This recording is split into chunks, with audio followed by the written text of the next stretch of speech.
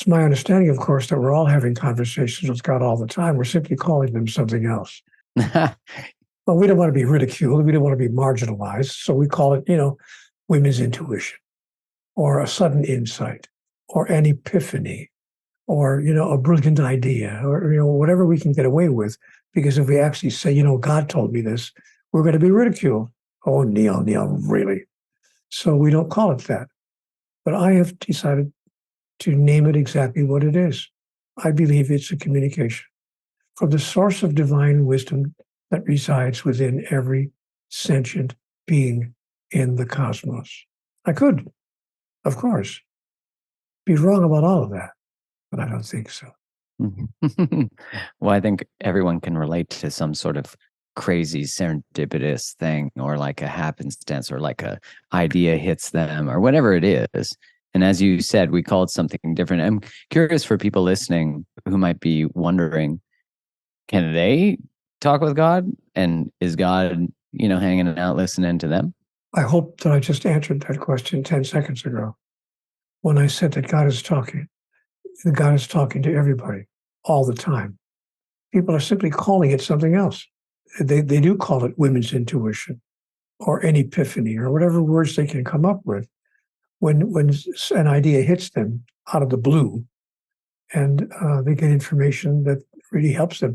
You're driving down the road and you turn the corner, and there on the billboard on the highway is a message that speaks directly to what you were thinking about, or you've been pondering some real life challenge.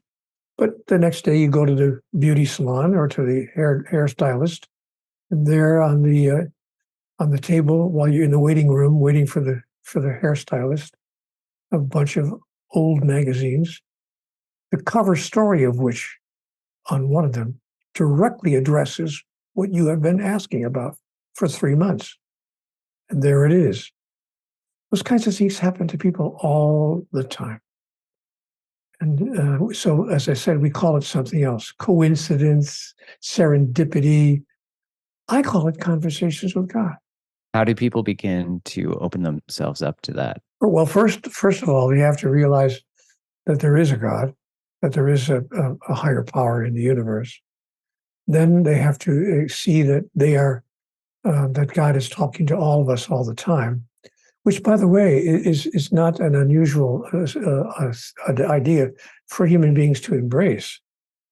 Many, many billions of people already embrace the idea, yeah, God does talk to humanity. I mean, God has talked to human beings.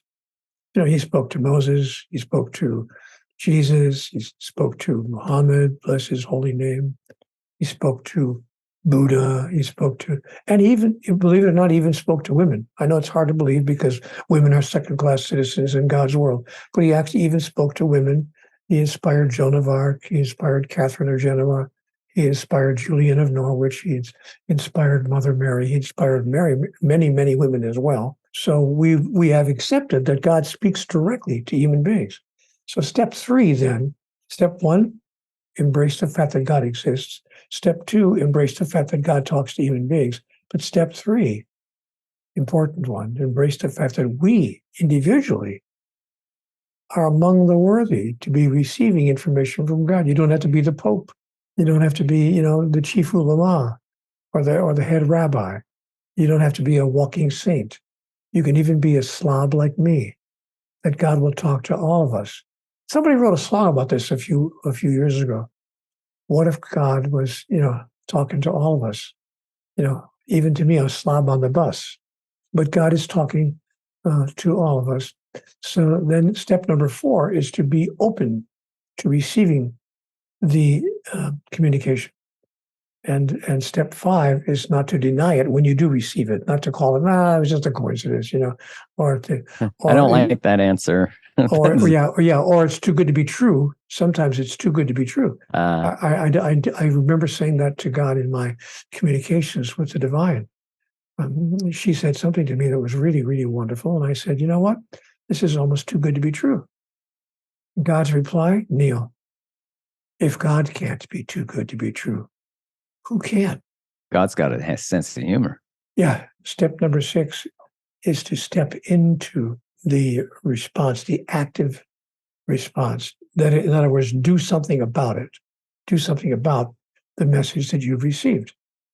Don't allow yourself to just go through the first 5 steps, receive the information from the divine that serves you in this exact moment, and then do nothing about it, but in fact respond to it and do something about what you've been allowed to realize.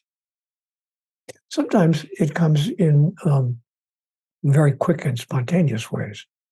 I was driving home from a party a few years ago, many years ago now that I think about it, but 30 or 40 years ago, driving home from a party. It was 2:30 in the morning, and I came up to a stop sign. I stopped, of course, at the stop sign, but there was nobody there. It was totally deserted. It's 2:30 in the morning. So I stopped at the stop sign momentarily, stepped on the gas pedal to go through the intersection. But I heard a voice in my head at that point that just said, "Stop." And there's nobody around. I don't know who was saying that. But with the impulse, I heard the word "stop" yelled at me in my head. And of course, I hit the brakes immediately. Not a moment too soon, because at that exact second, some looked like a teenager from what I could see, whizzed by the intersection, left to right in front of me, had to be going at least 75 or 80 miles an hour, in a 25-mile-an-hour zone. Just, 2:30 in the morning, thinking there's nobody there, zipping right through the intersection, some young kid. But if I had not stopped for no apparent reason, when I first looked, there was nobody there. That's how fast he was going, by the way. When I first looked left and right, there was nobody there. Yeah. And moments, seconds later, there he was. But if I hadn't hit the brakes, I wouldn't be here to tell you this story.